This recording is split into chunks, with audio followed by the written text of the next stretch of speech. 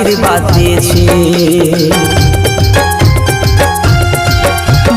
ও ভাগা কাজল নিয়ে চোখে জল বলে বিদায় আমি জেলেছি,